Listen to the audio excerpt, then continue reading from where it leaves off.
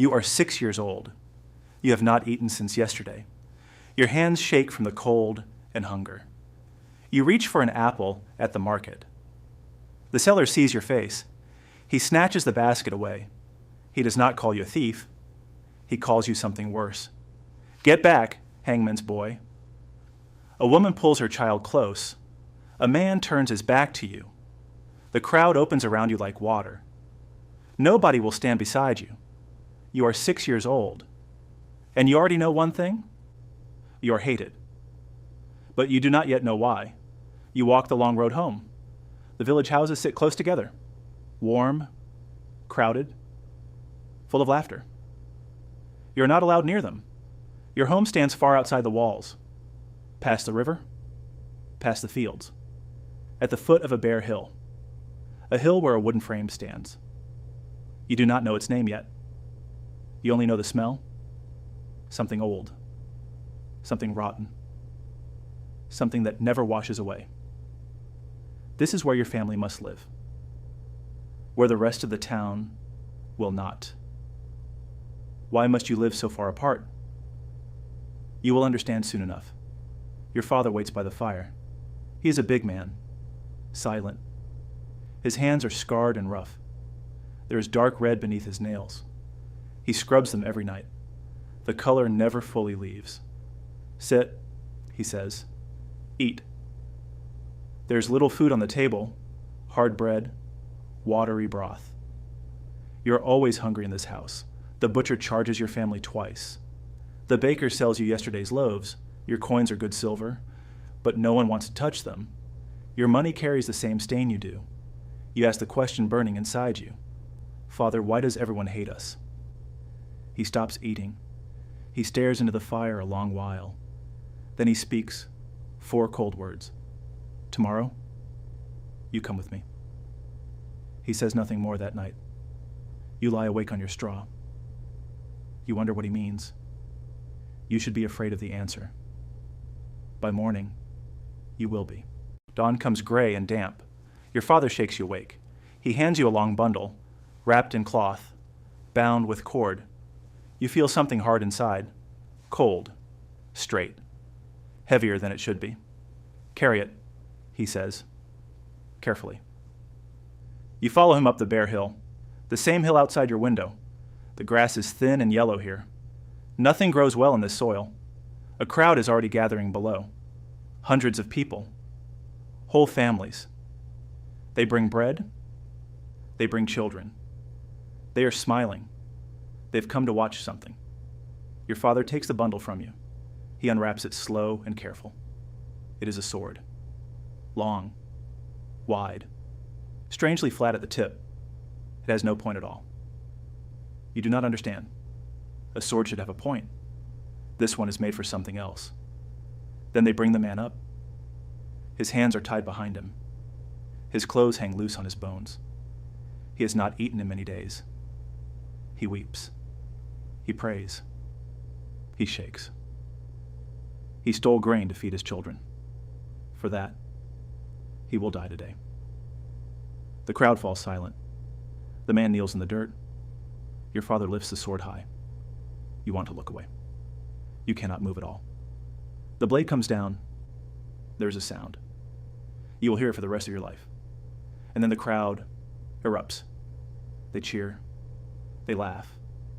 They clap. A great roar of joy. You stand frozen at the edge, 6 years old, holding the cloth that hid the sword. Now you understand everything. Your father is the executioner, and one day, that man will be you. The years pass without mercy. You become your father's apprentice. There was never any choice. The law itself binds you to this. An executioner's son must follow his father. No guild will ever accept you. No craftsman will take you on. No other door will ever open. Your future was sealed at birth. You wear the blood you never spilled. Why can't you simply leave? Where would a hated boy even go? Your father teaches you the work. How to grind the blade keen. How to read a man's neck. Where the bone gives way. How to swing straight and true. A clean death is a mercy, he says. A poor swing is torture. The crowd punishes a bad cut. They scream. They throw stones at you. So you practice without end. On bundles of straw. On clay pots. Again and again until your arms burn. You are still only a child. And you are learning to kill. What does that do to a young mind? You're about to find out. There's more to your trade. Beneath the town hall lies a dungeon. Cold. Wet. Dark as a grave. This is also where you work. When the magistrate wants the truth. When he wants a confession signed. It is your hands that take it. The irons, the ropes, the fire. You learn the screaming first. The screaming is the worst part. It follows you out of the dungeon. It waits for you when you sleep. You are a boy doing a butcher's work, and already the dreams have begun.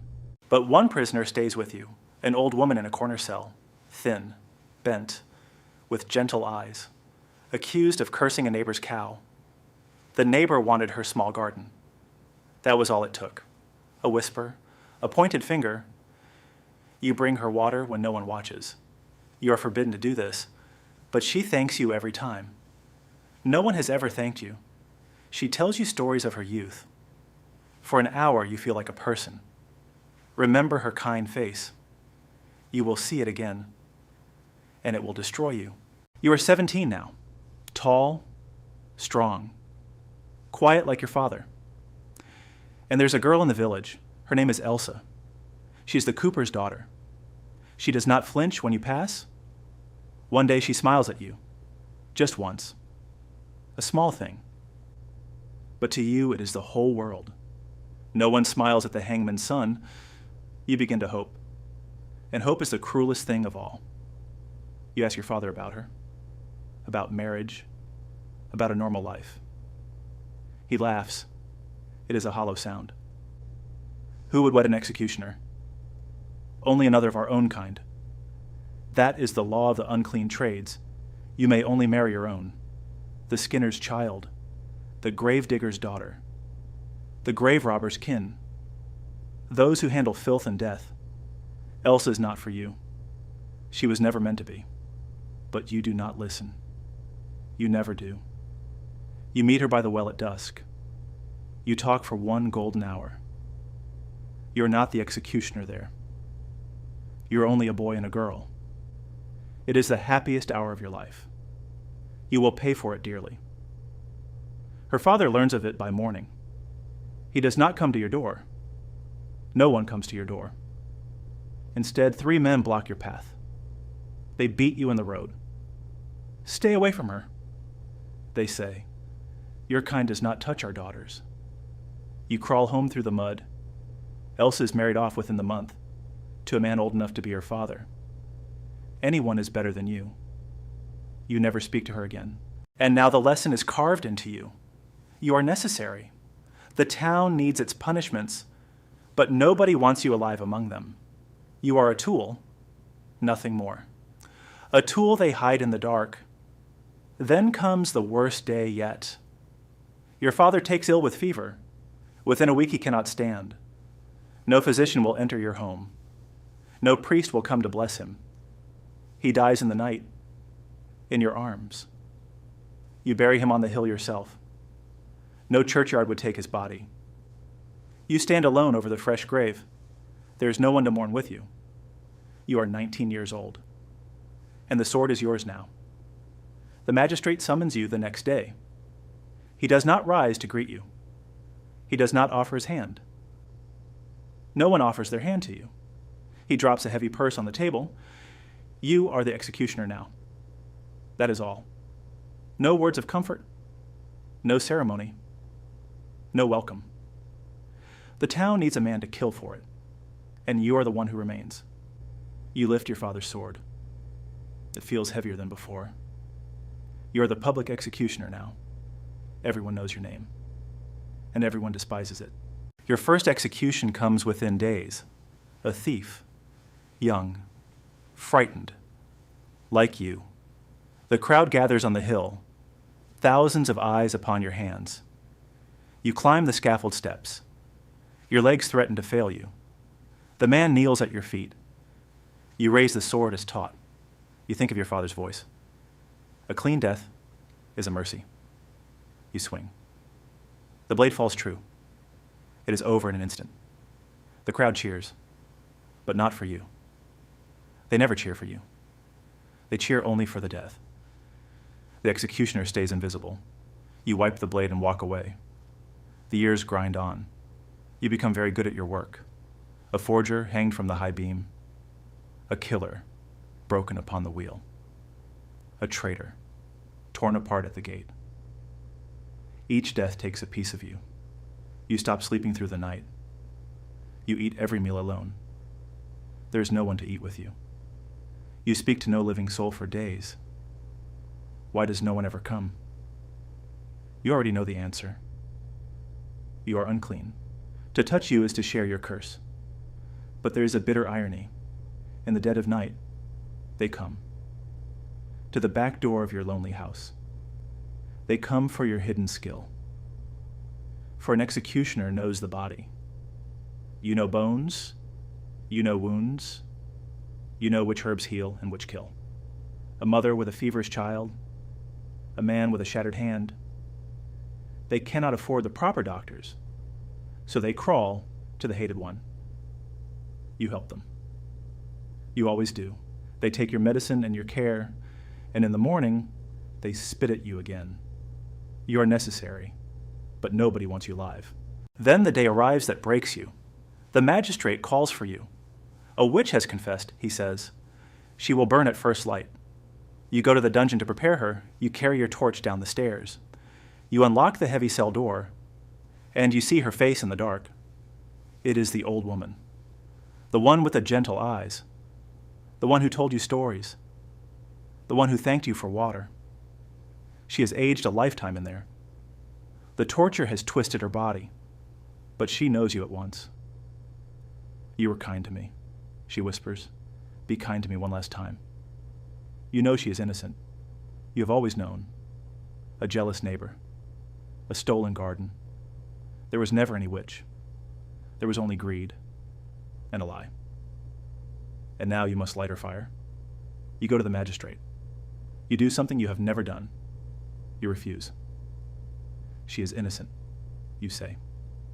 I will not burn her. The room turns to ice. The magistrate looks at you slowly. You will do it, he says, or you will burn beside her. An executioner who refuses is useless, and useless men do not live long. Now you understand the final truth. You are not death's master. You are its prisoner. You have no more freedom than the condemned. Dawn comes far too soon. They bind her to the stake, the largest crowd you have ever seen. They have brought their children to watch. They are laughing. They are eating bread and smiling. You stand with the torch in your fist. She finds your eyes across the wood. She does not curse you. She only nods. A small, gentle nod. The same nod Elsa gave you once. A nod that says, I understand. A nod that says, you have no choice. You lower the flame to the kindling. The fire catches. It climbs. The crowd roars with delight. You hear another sound beneath it. You force yourself to watch. It is the only thing you can give her. You owe her your open eyes. When it ends, you are not the same man. Something inside you has burned with her. You walk down the hill alone. You do not feel human anymore. You feel like the monster they named you. Am I the monster now? You will ask this every single night. You will never find an answer that lets you rest. Answer. After that, you begin to break. Slowly, quietly, from within. You drink to drown the screaming. It does not work. Nothing works. The faces come to you in the dark. The thief, the forger, the old woman. They stand along the walls of your dreams. They wait for your eyes to close. You begin to speak to them aloud. There's no one else to talk to. The living will not come near you. So you keep company with the dead. You still swing the sword by day. But you are no longer whole. You grow old in that lonely house. Your hands have started to tremble. Your swings are no longer clean. The crowd notices the change. They jeer. They throw filth at you. The hangman has grown weak. They mock the thing they once feared. And a cold new fear takes you. What becomes of an executioner who fails? You have seen the answer before. An executioner is useful while strong.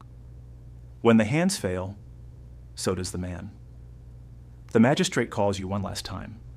A younger man sits in the chair now. He looks at you with open disgust. You are too old, he says. Your hands shame the town. There is a new executioner already.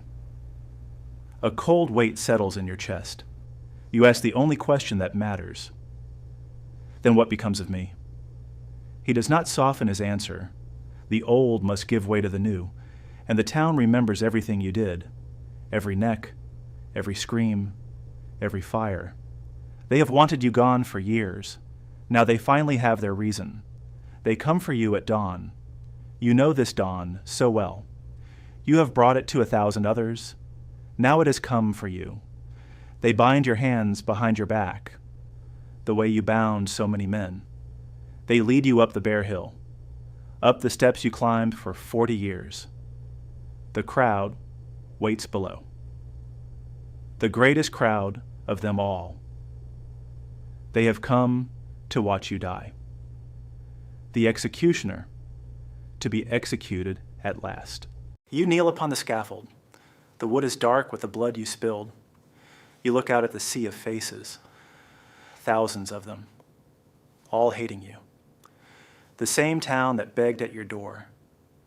The same town you healed in secret. The same town that needed you to kill. Now they cheer for your ending. You always knew this day would come. The one who kills must himself be killed. Who will execute you? Now at last you have your answer. The new executioner steps forward. He is young. His hands are steady. He carries a sword you know well, your father's sword, the one you held as a boy on this hill, the one you swung 10,000 times. It belongs to him now. He raises it above your bared neck. You look up into his face. His eyes are hollow. His skin is gray. He hates this. You can see it. He did not choose this life either.